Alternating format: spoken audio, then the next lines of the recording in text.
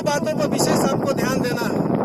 आप चूंकि मजदूर वर्ग है, काम आपको करना है, चूंकि आपको गवर्नमेंट ने फैसिलिटी दी है कि आपको काम करना है, लेकिन सोशल डिस्टेंस बना करके आपको काम करना है। तो हम आपको बताएंगे, जैसे हाथ आपसे हम नहीं मिलाए और 1 मीटर की दूरी पर हमने आपको खड़ा कराया है, क्यों ऐसा किया है, इस पर थोड़ा सा आप लोग ध्यान दीजिएगा। पहली चीज आपको हम बता रहे हैं, हाथ क्यों नहीं मिलाया आपसे। और मुझे देख रहे हाथ में मैं ये ग्लव्स लगाया हूं,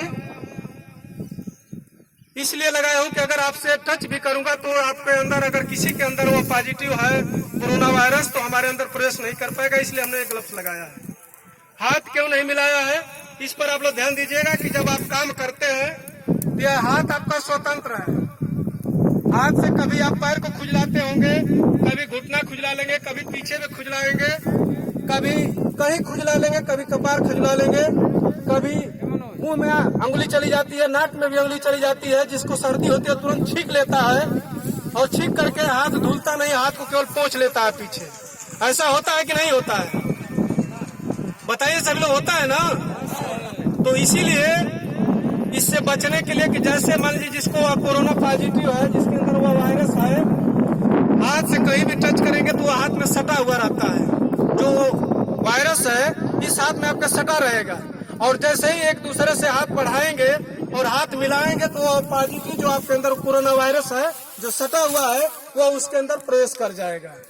इसलिए गवर्नमेंट ने भी ये प्लानिंग दिया है, और साथ ही साथ जो वैज्ञानिक है, जो डॉक्टर जो दिन रात मेहनत करके आपके लिए कोरोना वायरस से बचाव के लिए उपाय ढूंढने का प्रयास कर रहे हैं, उनका एक टिप्स है, उन्होंने यह बताया है कि आपको किसी दूसरे से हाथ नहीं मिलाना है। इस बात से आप सहमत हो गए ना, हाथ क्यों नहीं मिलाना है। दूसरी बात कि आपको हमने 1-1 मीटर दूरी पर खड़ा किया है, इस पर ध्यान दीजिएगा। 1 मीटर की दूरी पर हमने इसलिए खड़ा किया है कि कोई भी आदमी जब मुंह से बोलता है तो उसके मुंह से लार्वा निकलता है। किसी का बड़ा निकलता है तो दिख जाता है, किसी का दिखता नहीं है। लेकिन जितने लोग हैं, जितने आदमी हैं, सबके मुंह से निकलता है। किसी का छोटा महीन होता है, दिखाई नहीं देता, किसी का बड़ा होता है, दिखाई दे देता है।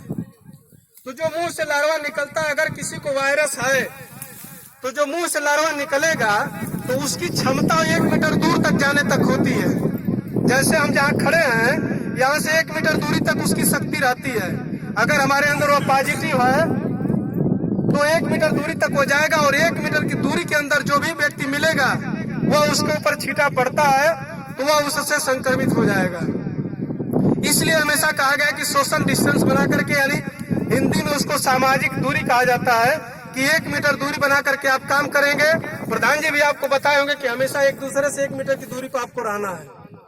तो इन 2 बातों से आप सहमत हो गए कि क्यों हाथ नहीं मिलाना है और क्यों सोशल डिस्टेंस बनाना है, यानी 1 मीटर की दूरी रखना है।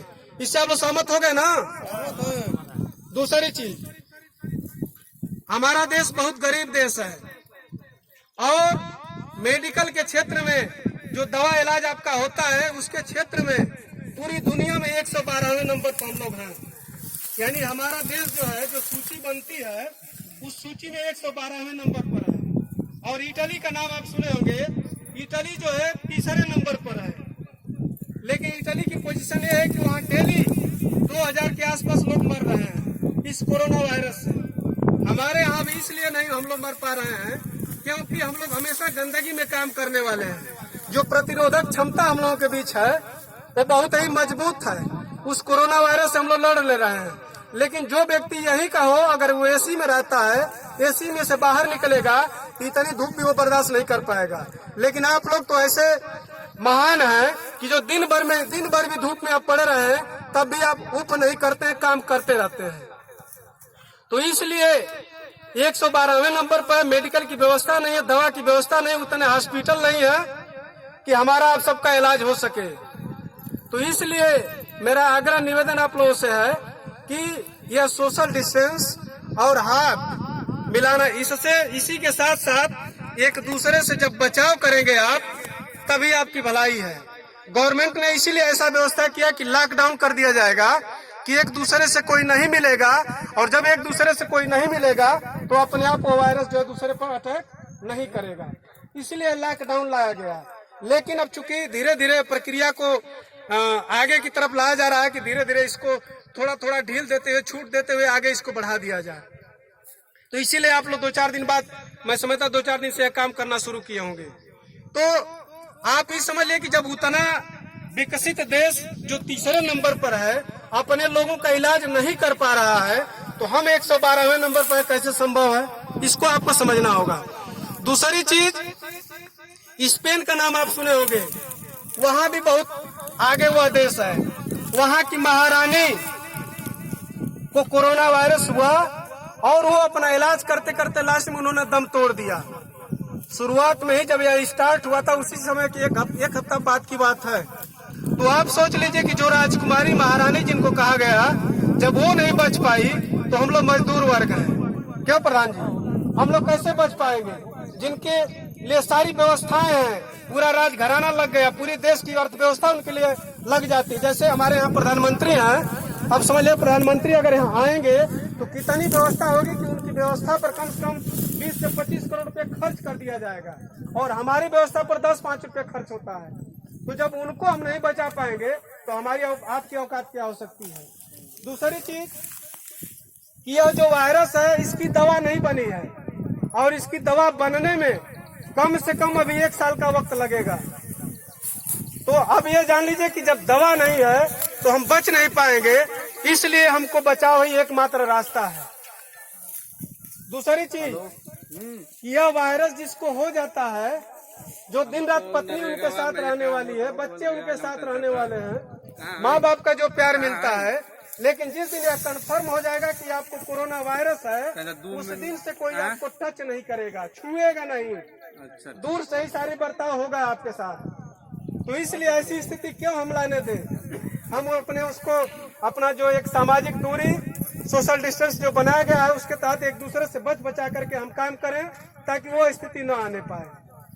क्योंकि हमारे देश की जो संस्कार, जो सभ्यता है, एक दूसरे के सहयोग में हमेशा ये समर्पित रहता है। लेकिन यह ऐसा रोग है कि जैसा ही हम एक दूसरे के प्रति समर्पित होंगे, वह रोग हमको भी पकड़ लेगा, हमसे जो जो संपर्क में आएंगे सबको पकड़ लेगा। तो इसीलिए कोई एक दूसरे को टच नहीं करना चाहता है। दूसरी चीज कि मऊ की आबादी 15 लाख है, और मऊ में केवल 3 वेंटिलेटर हैं। वेंटिलेटर को आप नहीं समझ पाते हैं। जैसे जो बेड होता है हॉस्पिटल में, जिस पर आपको लेटा करके इलाज होता है, उसी तरह से वेंटिलेटर बहुत कीमती चीज है। एक वेंटिलेटर की कीमत 15 लाख रुपया है, और वह मात्र 3 है पूरे मऊ जनपद में। अब सपोज कर लीजिए कि अभी तो एक मरीज हमारे मऊ जनपद में मिला है जिसका इलाज चल रहा है, लेकिन जहां 10 लोग मिल जाएंगे तो अब सोचिए कि 3 में 10 को कैसे बांटा जाएगा। इन तमाम बातों के साथ चूंकि हम आपके बीच आए हैं मास्क बांटने के लिए, तो मास्क के बारे में भी आपको थोड़ा सा बता दें कि मास्क क्यों जरूरी है। चूंकि यह मास्क मैं अपने स्वप्रेरणा से, आप सबके आशीर्वाद से आपके बीच लेकर के आया हूं कि इसी मास्क के बहाने कम से कम आप आपसे वार्ता कर लेंगे, आपको जागरूक भी करेंगे, आपको उसके बारे में उपाय भी बताएंगे कैसे इससे बचा जाएगा।